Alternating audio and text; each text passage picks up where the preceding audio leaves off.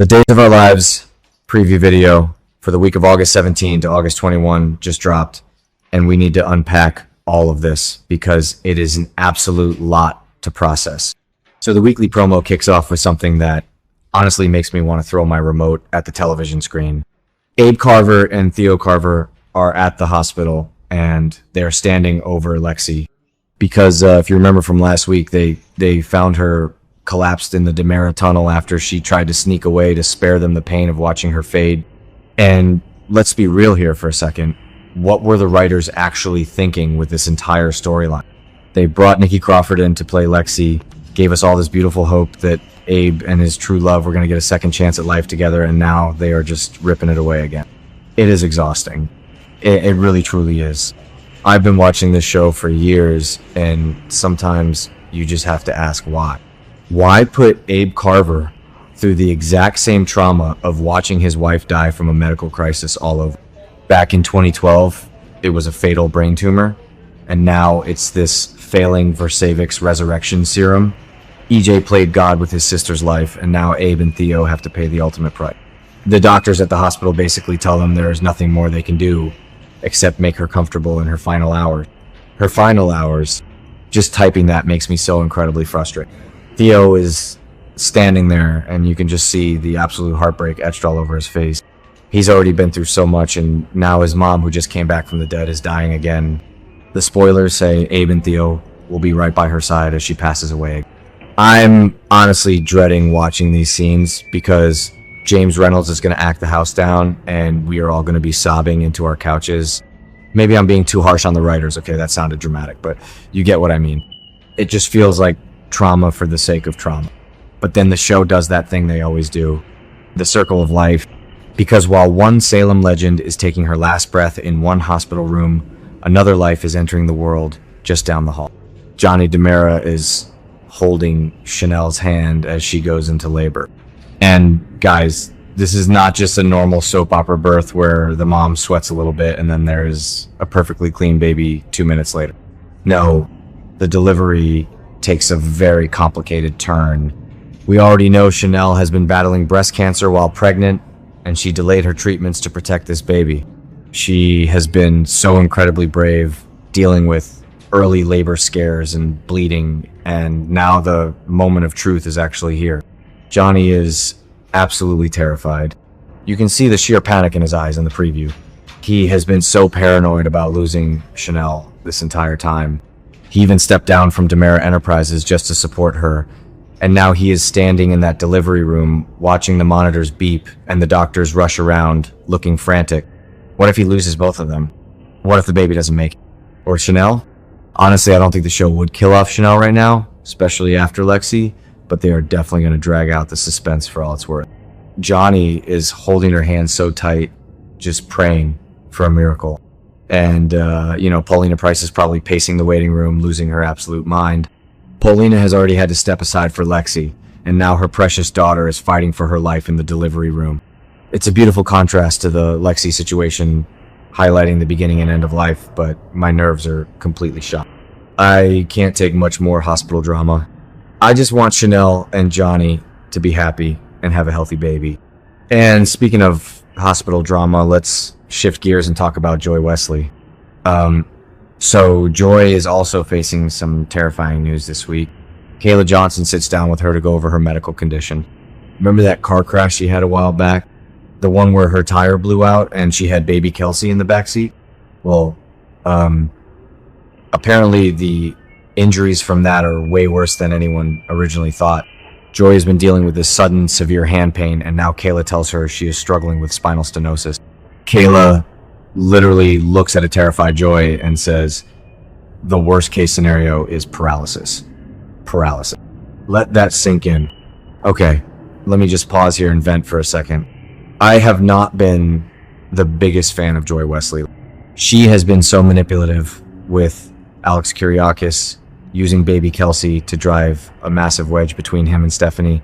I mean, the girl lied about her pregnancy test before leaving town and has been working overtime to ruin a marriage since she got back. So a part of me was like, well, karma is a tricky thing. But then I saw the look of absolute terror on her face when Kayla mentioned paralysis, and I actually felt bad for her. changing my mind about a character halfway through a recap. Typical me. But seriously, being paralyzed is a terrifying prospect, especially for a new mom. How is she going to take care of Kelsey? And you just know Alex's savior complex is going to kick into massive overdrive. He is going to drop everything to take care of Joy, which is only going to isolate Stephanie even more. Stephanie's already traumatized from her kidnapping and firing that loaded gun at Joy in a PTSD panic, and now she's going to have to watch her husband play full-time nurse to his baby mama. It is a mess. A total, unavoidable, toxic mess. Moving away from the sterile hospital walls for a minute, let's talk about the younger crowd. Aaron Green and Ariana Horton are hanging out, and they end up babysitting little Trey DeMera for a while. And this is actually super interesting because Aaron is Trey's biological father. Remember that whole storyline?